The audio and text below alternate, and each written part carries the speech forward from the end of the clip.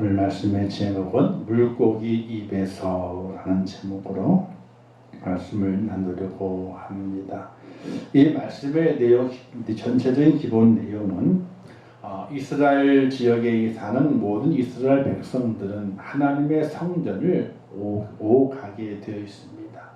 적어도 정남, 즉 남자 후시를 하는 만 16세 이상의 사람이라면은 이제 성전에 1년에 3차례 성전에 올라가야 됩니다. 당연히 제물을 가지고 와서 제사를 드리기 위해서 성전에 올라가게 되죠. 그러나 그 외에도 여러 가지 절기라든지 날 이런 것을 지키기 위해서 성전을 오르락내리락 하게 됩니다. 그 모든 이스라엘 백성들은 성전을 오르내리면서 1년에 한 차례 성전세를 내야 됩니다. 어떻게 보기에는 지금 이제 주민세라고도 할 수도 있겠죠. 주민세.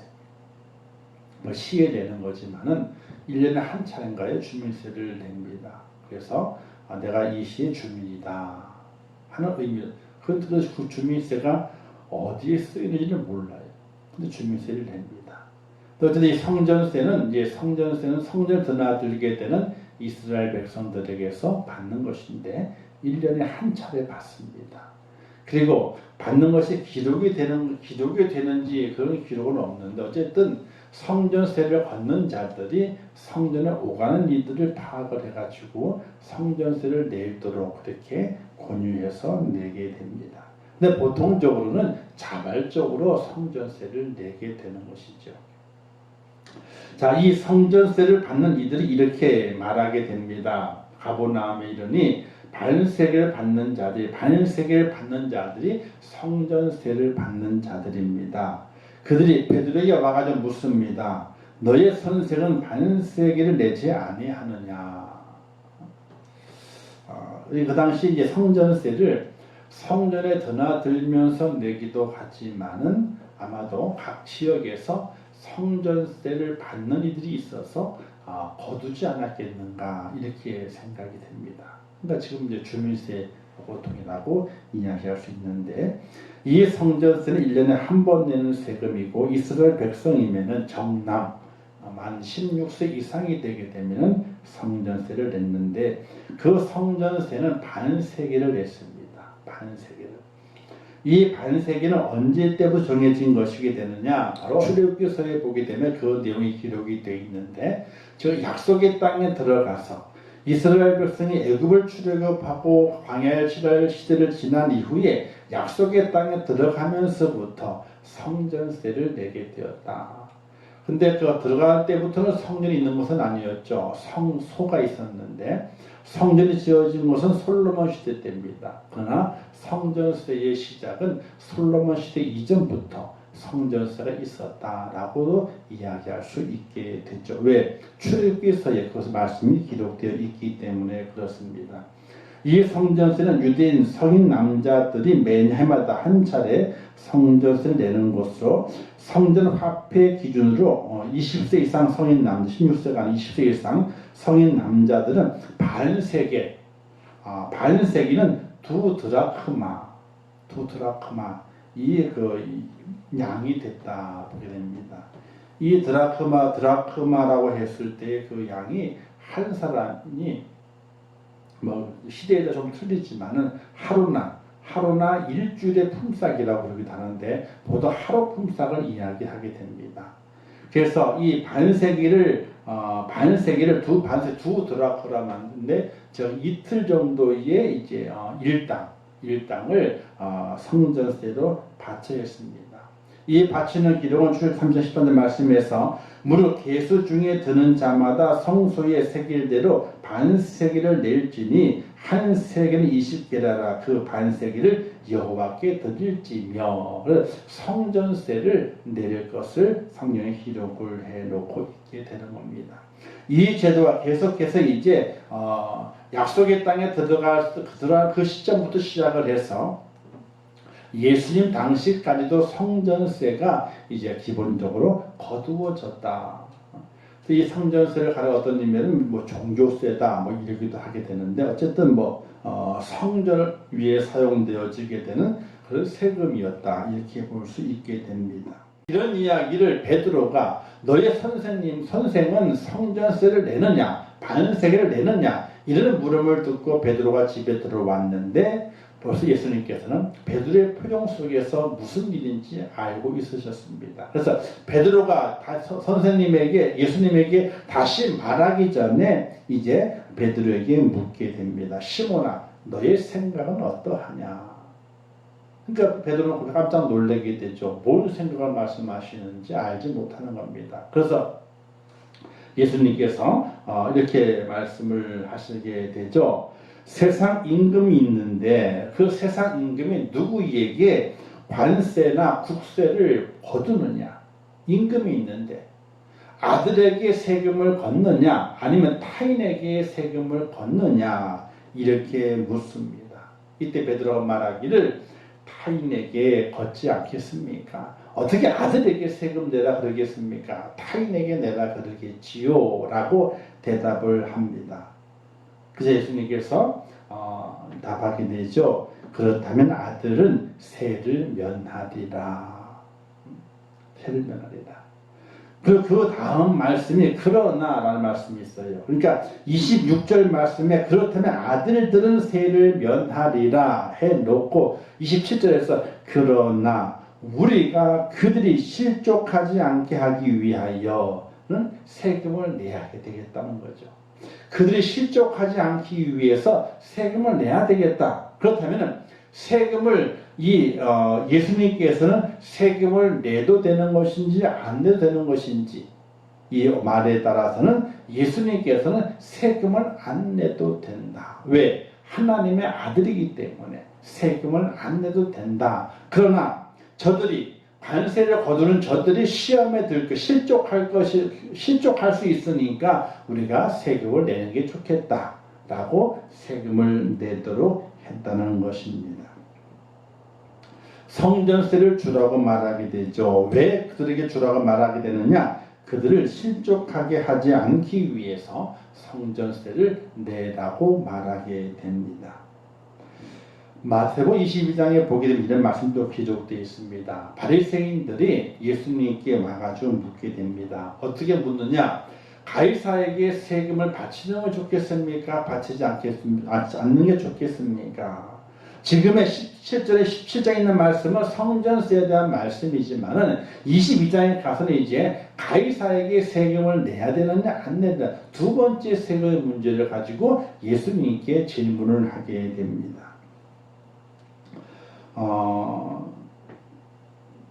그 질문 속에서는 예수님을 좀 궁지에 몰려고 하는 의도가 품어져 있습니다. 지금 이제 17장에 있는 세금 문제는 다르게 그 22장에 있는 말씀 속에서 세금 문제는 예수님을 궁지에 몰으려고 그럽니다. 왜냐하면 세금을 바치라 그랬기 때문에 매국노라 그럴 것이고 왜 그 당시 로마의 가이사에게 어디 점령당한 식민지이기 때문에 로마 황제에게 세금을 바치라 그랬기 때문에 매국노라고 몰려갈 수 있습니다. 근데 만약에 세금을 바치지 말라고 말하게 되면 로마의 반역자가 됩니다. 그러니까 바치라 그럴 수도 없고 바치지 말라 그럴 수도 없는 공경에 처하게 된 것이지요. 자, 예수님께서 오늘 말씀에 성전세를 내라고 했을 때에 그들이 실족하지 않기 위해서 그들이 누구냐면 성전세를 걷는 자들입니다. 그들의 마음에 시험이라든지 유혹을 받게 하지 않기 위해서 그들의 마음에 갈등을 주지 않기 위해서 세금을 바치라고 예수님께서 주라고 말을 하게 됩니다. 그러나 바리새인들이 시험했을 때에는 어떻게 말씀하시게 되느냐? 데나리온 주화를 보이면서 누구의 형상과 그리냐라고 묻습니다. 그러자 가이사의 그 형상이요 가이사의 글입니다. 이렇게 말하게 되니까 가이사의 것은 가이사에게 하나님의 것은 하나님께. 자, 성전세는 여호와를 위한 드리는 성전세입니다. 그 성전세는 여호와를 위한 것이기 때문에 여호와를 위한 건 여호와께 드려야 되고 가이사의 것은 가이사에게 바쳐야 된다. 이렇게 말하게 됩니다. 자, 예수님께서는 성전세를 내라고 하신 이유는 다른 곳에 있는 것이 아니라 바로 하나님의 것이기 때문에 하나님께 내라 이렇게 말하죠. 그리고 세상에서는 세금의 문제도 세금을 내라. 왜? 세상의 지배를 받고 있으니까 세금을 내야 한다. 이렇게 말하게 됩니다. 여기에서 하나님의 것은 오늘 이 시대 무엇을 말하게 되느냐? 하나님께 드리는 헌물이라고 말할 수 있게 됩니다. 기본적으로 11조의 예물을 말하게 되고, 두 번째는 이제 우리가 주정헌금이라고 그러죠. 주정헌금. 감사 예물은 정해져 있는 것이 없습니다. 사실은요. 감사 예물은. 그런데 주정헌금과 11조는 성경에 정해져 있습니다. 하나님의 전에 올라올 때의 빈손이 아니오라 뭔가 하나님께 드릴 예물을 가지고 오라고 말하거든요. 성전에 올라오게 될 때 늘 공수, 빈손이 아니라 하나님께 드릴 예물을 가지고 올라오라는 거예요. 이걸 가리키는 데는 이제 주정헌금이다. 이렇게도 말할 수 있어요. 그러나 매번 그 옛날에는요, 현대로 지나갈수록 헌금의 개념들이 많이 달라져서 주일에만 헌금을 드리지 않습니까? 그러나 우리나라 초창기 때에는 그러지 않았어요. 한국교회 초창기 때는 매번 하나님의 전에 모일 때마다 하나님의 올라올 때마다 공수를 하지 말라 그랬거든요. 예배 제사 드리게 될 때 공수를 하지 마라. 마찬가지로 예배 드리게 될 때 공수를 하지 마라. 그래서 늘 하나님 예배가 진행되는 곳에는 헌금 순서가 있었어요. 그런 현대를 쭉 지나오면서 뭐 헌금을 많이 걷느니 안 걷느니 교회 가니까 맨날 돈만 내라 그런 데더라. 뭐 이런 여러 가지 세상적인 이야기들 속에서 그 모든 건 다 줄어들게 되고 거의 주일에만 헌금을 하게 되는 그런 모습으로 변화된 것이거든요. 그러나 그 초창기 한국교회는 그렇지 않았어요. 매번 예배 드릴 때마다 헌금방으로 돌아가요.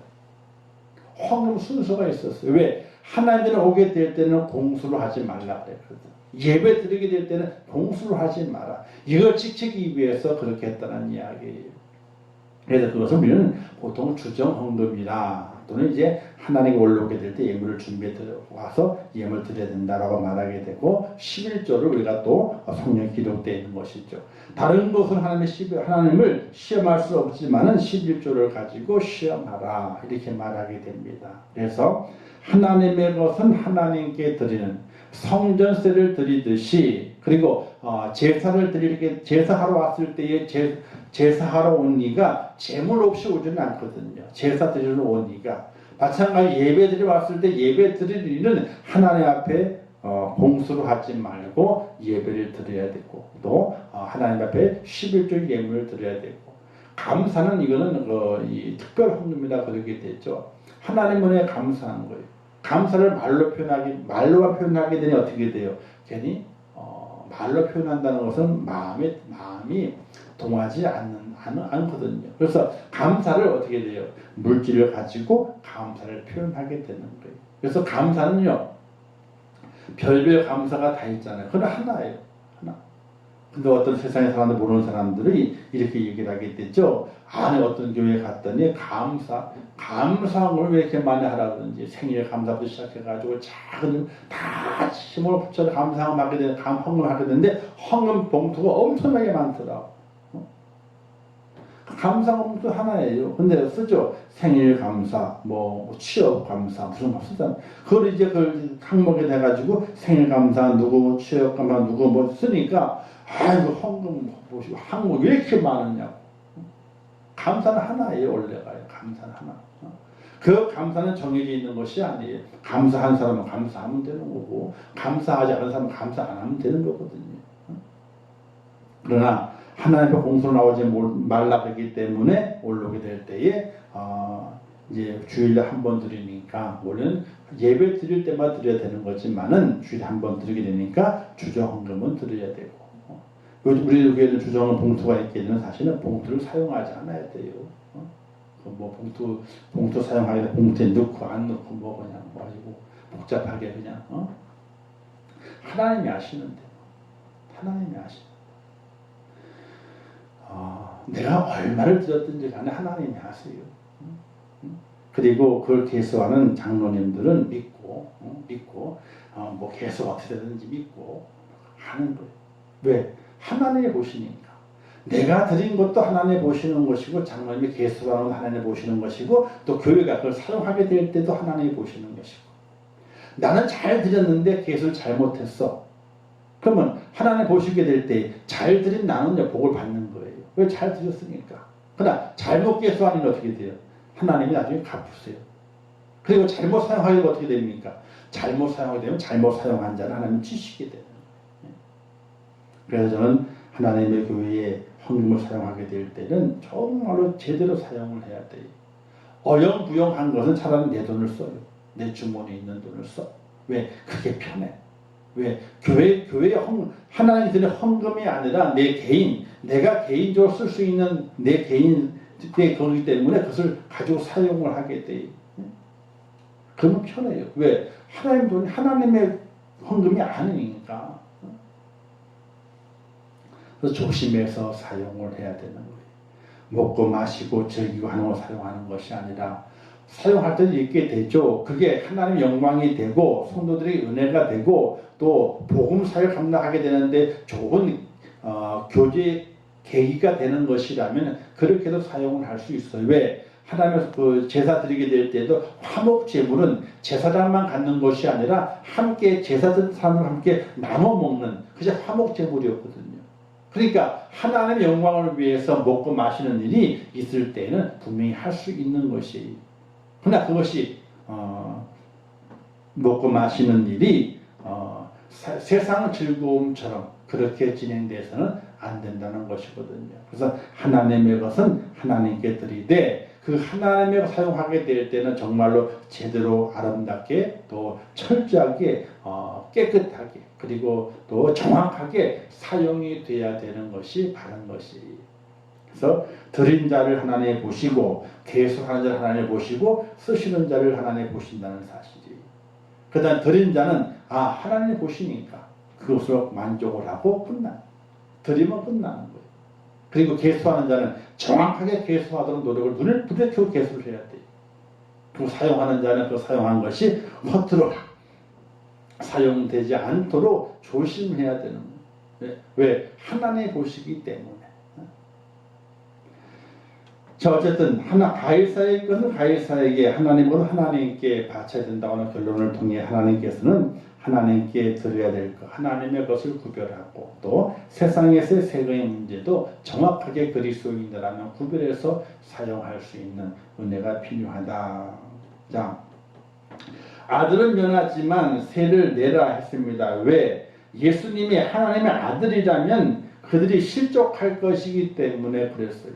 그 당시에 세금을 걷는 이들은 예수님께서 누구이신지를 알지 못했기 때문에 예수님이 하나님의 아들이기 때문에 나는 세금을 안 내겠다라고 했을 때는 오히려 그들이 실망을 하게 되고 마음에 믿음이 없어서 실족할 수 있기 때문에 예수님께서는 그들이 실족하지 않도록 이 세금을 내라 이렇게 말씀을 하게 되는 것이라는 사실이 우리가 이 땅에 살아가게 될 때에 참으로 조심해야 할 것들이 참으로 많습니다.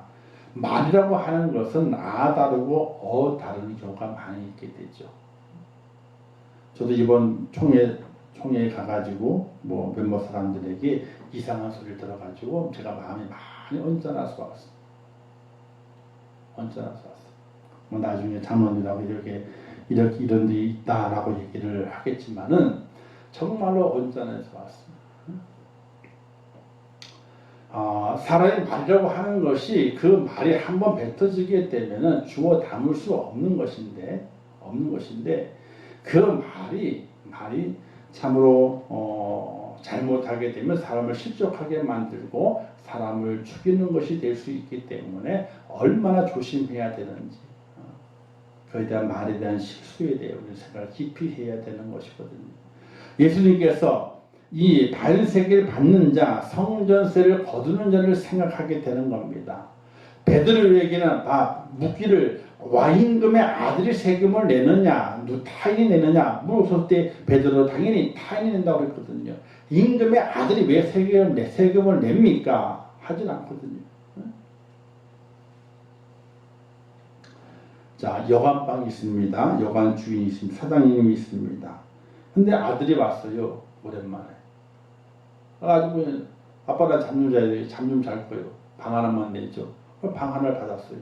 그러면 아들인데 방세를 받아야 안 받아요? 방세를 안 받아요. 타인이 들어왔어요. 아, 너무 피곤해. 주인 사장님 너무 피곤한데 방 하나만 내주세요. 그럼 돈 내. 아무리 영업하는 여관이라 할지라도 호텔을 할지라도 그 주인의 아들의 와가 잠을 자겠다 했을 때는 아무리 좋은 호텔 방을 묵어도 돈을 받지 않아요. 왜? 아들이니까. 그는 아무리 유명하다 할지라도 아무리 피곤한 지책이 있다 할지라도 타인이면은 방을 빌렸으면은 당연히 그 방값을 지불해야 되는 것입니다. 예수님께서 그와 같은 내용으로 베드로에게 말하고 이 관세, 즉 성전세를 내는 것이 나는 안 내도 된다 라고 말하지만은 누구를 위해서? 이 성전세를 걷는 자들을 위해서 예수님께서 내라고 말씀하시는 거예요. 그 당시에 베드로와 제자들은 어렴풋이 예수님께서 메시아고 하나님의 아들인 것을 믿었지만은 성전세를 거두는 이들은 하나님의 아들로 예수 그리스도를 인정하지 않고 있는 때거든요. 괜히 그 믿음 없는 이에게 내가 하나님의 아들이니까 나는 성전세를 못 내겠다라고 했을 때에 그 연약한 자가 실족하지 않겠느냐. 이 실족이라는 말은 뭐냐면요, 시험에 들다, 유혹에 빠지다, 마음의 번뇌, 고통이 일어나다, 혼란이 일어나다, 이런 뜻이 포함되어 있거든요. 괜히 긁어서 부스럼내 가지고 저 아무것도 알지 못하는 자들에게 마음의 갈등을 주어서는 되겠느냐. 차라리 그러지 말고 우리가 성전세를 내자라고 얘기하는 겁니다. 우리 이 땅에 살아가게 될 때에 무엇이든지 할 수 있습니다. 그러나 내게 유익이 된다 그래서 모든 걸 다 하는 것이 절대로 아님을 고린도서에서는 말씀하고 있습니다. 내게 유익이 된다고 다 한 것이 아니라 나로 인해서 다른 사람이 시험에 들지 않는지, 다른 사람이 고통을 받지 않는지 그것을 다 생각하고 그것을 가름해서 말하고 행동해야 될 것을 말하게 됩니다. 무엇이든 다 가한 것이 아니라 누가 유익을 받고 누가 무익하게 되는지 그것을 판단해서 할 수 있는 지혜로움이 필요하다는 것입니다. 우린 그러죠. 돌을 던졌어요. 던졌어요. 사람이 맞았네. 머리에 빵꾸가 피가 났네요. 근데 뭐라고 하냐면 아이고 실수를 했다. 실수로 그랬다 그래가지고 책임이 없는 것이 아니에요. 내가 잘못 던질 돌 하나에 어떤 사람은 다치기도 하고 죽기도 하거든요. 이게 우리가 살아가게 될 때 우리의 삶을 조심스럽게 살아가지 않으면, 말과 행동에 의해서 조심스럽게 살아가지 않으면 어떤 경우에는 사람을 죽이는 일이 발생할 수 있다는 사실이에요. 예수님께서 그걸 아시기 때문에 이 세금 걷는 자들을 실족시키지 않기 위해서 예수님께서 어떻게 성전세를 내자 이렇게 말씀하시게 된 거예요. 이 말씀을 우리가 교훈받는 것은 바로 우리도 이 땅에 살아가게 될 때 그와 같이 조심성 있는 말과 행동이 우리에게 필요하다는 거예요. 그러나 우리는 어떻습니까? 그렇게 우리의 행동과 말이 조심성이 없지요. 그냥 뱉어놓고 그 다음에 생각을 하게 돼. 야고보서는 말하기를 이렇게 말하지 않습니까? 말하기는 더디하고 듣기는 속히 하라. 또 혀를 말하게 될 때 혀는 곧 불이라. 작은 혀가 온 산을 다 태워버린다. 라고까지 혀에 대해서 조심할 것을 말씀하고 있는 겁니다.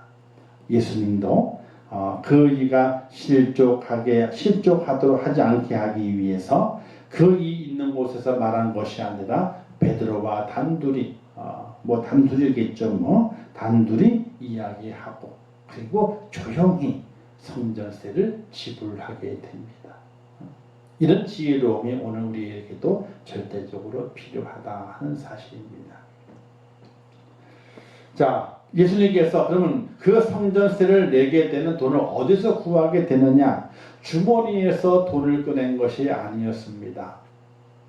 베드로에게 말하기를 자 너가 바닷가에 가서 낚시를 하라. 낚시를 하게 되면 먼저 오르는 고기가 있을 터인데 그 고기의 입을 열게 되면 한 세겔이 있을 것이다. 그 한 세겔을 어떻게 하라? 그에게 주어서 너와 나의 성전세를 위해서 주라. 이렇게 말하게 됩니다. 자, 예수님께 주라고 했을 때 그냥 베드로야 저기 가론 유다의 돈주머니에 돈이 있을 거다. 그래서 너와 내 것 두 개를 반 세겔씩 해가지고 한 세겔을 저 세금 받는 이에게 주어라 라고도 이야기할 수 있습니다. 뭐 한 세겔 정도야 뭐 주머니 있겠죠. 근데 예수님께서 그렇게 하지 않으셨습니다. 그렇게 하지 않으시고 베드로에게 시켰습니다. 너가 바닷가에 가서 낚시를 해라. 그리고 가장 먼저 오는 그 물고기 입을 열게 되면 거기에 한 세겔이 있는데 그것을 그에게 주어라 라고 말하게 됩니다. 왜 그러셨을까? 그 이유를 알아야 됩니다.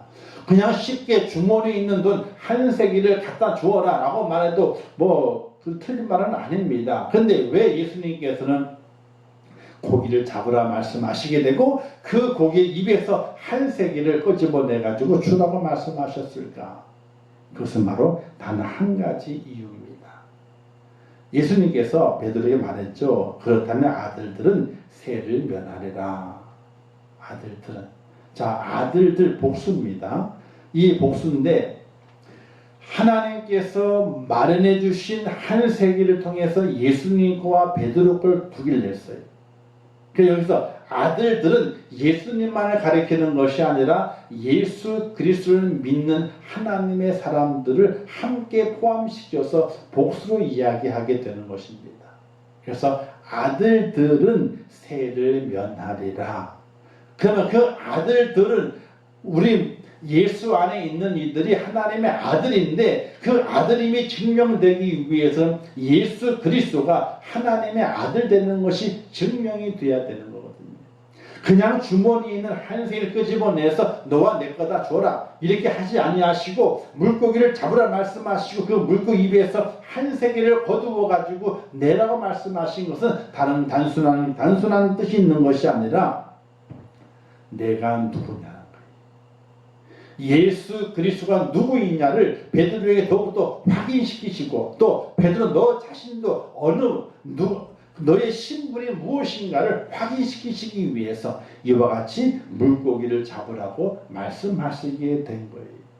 즉 예수님은 하나님의 아들이시고 예수 안에 있는 자들 또한 하나님의 아들이다. 이것을 베드로에게 각인시켜주고 체험시켜주시기 위해서 이와 같은 능력을 예수님께서 베푸셨다는 사실이에요. 우리가 믿음을 가지고 있지만 정말 하나님의 자녀가 된 것을 믿고 있는가? 천국 백성이 된 것을 믿고 있는가? 하나님을 믿고 있지만 그 하나님이 전능하신 하나님이시고 예수님을 나의 구세주로 믿고 있지만 그분이 정말 나의 메시아가 되시고 나의 그리스도가 되시고 나의 모든 주관자가 되시고 내 생명의 근원 되시는 사실을 내가 믿고 있는가? 생각을 잘 해봐야 돼요. 생각을 잘 해봐야 돼요. 가면 갈수록 세상을 살기가 어려워집니다. 어떻게? 믿음을 가지고 살기가 어려워집니다. 거기에 대한 대비가 있어야 돼요. 기본적으로. 삶의 방식을 바꿔야 되고 삶의 습관을 바꿔야 되고 삶의 가치가 내 삶 속에 내가 절대로 양보하지 못할 삶의 기준을 정말 정확히 정해놓지 않으면은 우리가 믿음으로 살아간다고 하는 것이 참으로 어려운 때를 더욱더 만나게 돼요. 세상은 살기 좋아진다고 말하게 됩니다. 그러나 그렇지 않습니다. 살기 어려워집니다. 알지 못하는 병이 생겨나게 될 것이고 많은 직업이 사라지게 될 것이에요. 그리고 새로운 직업이 일어나게 되는데 그 직업들은 첨단 기술을 익히지 않으면 그 직업군에 들어갈 수가 없어요. 그 첨단 기술 익히는 그 직업군에 들어가지 못하게 되면 다 도태되고 말아요. 다 도태되고 말아요. 살기가 어려워집니다. 특별히 하나님 없이도 살 수 있는 세계를 만들려고 하게 됩니다. 돈 있는 사람들은 사람을 어떻게 만들어요? 어떻게 해요? 병이 들었습니다. 살아있어요. 숨이 딱 끊어집니다. 그 상태에서 바로 영하 400도짜리 질소로 갖다 뒤집어가지고 사람을 냉동시켜버립니다. 한순간에 0. 몇 초 사이에 사람을 쫙 얼어가 냉동시켜버립니다. 그리고 보관을 해요. 보관료가 엄청나게 비쌉니다. 언제 그 사람을 끄집어낼 것인가? 그 사람이 가지고 있는 그 질병, 그 질병을 고칠 수 있는 그 때가 되게 되면은 그걸 다시 해동을 시켜가지고 그 질병을 고쳐가지고 그 사람을 살게 만든다는 거. 더 살게 만든다는 거. 이런 기술을 가지고 지금 수만 명의 사람들이 냉동되어 있는 사람들이 있어요. 냉동되어 있어요. 질소통에 들어가 있어가지고. 숨이 끊어지는 그 순간에 바로 냉동을 시켜버려요. 그래서 그 질병을 고치는 그 시대를 만날 때까지 보관하게 됩니다. 하나님 없이도 살아보려고 발버둥을 치게 되는 인간들의 어리석은 행위들이 얼마나 많이 있는지 몰라요. 지구는 점점 뜨거워지게 되고 지구의 많은 것들은 세상의 종말을 고하듯이 여러 가지 많은 기상이변을 통해 가지고 사람들을 괴롭게 만드는 시대가 되고 있어요. 자, 이러한 때에 우리는 어떤 삶을 살아가야 될 것인가? 어떤 믿음을 가지고 살아가야 될 것인가를 깊이 있게 생각해 봐야 하는 것입니다. 어영부영 살아가는 것이 절대로 아님을 우리는 확실하게 알아야 됩니다. 하나님의 아들이 되어서 하나님의 하나님 양자죠. 하나님의 아버지가 부를 수 있는 하나님의 아들이 되어서 이 땅에서 구별되어 살아갈 것인가? 아니면 내가 아들인지 아들이 아닌지도 구별하지 못하고 우왕좌왕하다가 이 세상을 마감해야 될 것인지 우리는 깊이 있게 돌이켜 봐야 하는 것입니다. 예수님께서 물고기 입에서 한 생일을 건졌습니다. 그것은 바로 내가 하나님의 아들이다. 세금을 내지 성전세를 내지 않아도 될 그 아들 같은 존재이다. 그리고 나뿐만 아니라 너희들도, 나를 믿는 너희들도 하나님의 아들이기 때문에 성전세를 내지 않아도 된다. 그러나 너와 내가 하나님의 아들이기 때문에 성전세를 안 낸다고 그랬을 때에 그것을 받아들일 준비가 되어 있지 않은 믿음이 없는 저 성전세를 거둔 이들이 실족할까봐 그들이 넘어지고 깨질까봐 우리가 성전세를 내어주자. 그러면서 그 예수님의 그 말이 정말인 것, 참말인 것을 베드로에게 각인시켜 주기 위해서 주머니에 돈을 꺼낸 것이 아니라 물고기를 잡아봐라. 첫 번 올라온 놈을 입을 열어봐라. 거기에 한 세겔이 있다. 그걸 주어라. 라고 말씀하신 것이. 이 말씀 속에서는요. 오늘 우리 이 땅에 살아가게 될 때 내가 하나님의 사람인 것을 누구에게 보여주어야 되느냐? 하나님께 그거 아니에요.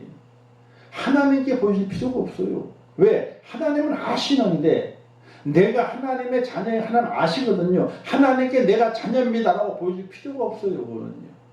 그럼 누구에게 내가 하나님의 자녀인 것을 보여주어야 되느냐? 아직 하나님을 믿지 못하고 하나님에 대해서 얘기를 들었을 때 실족할 만한 사람들, 그 사람들에게 내가 하나님의 사람이야 라고 보여줄 만한 능력을 내가 갖추고 있어야 된다는 것이.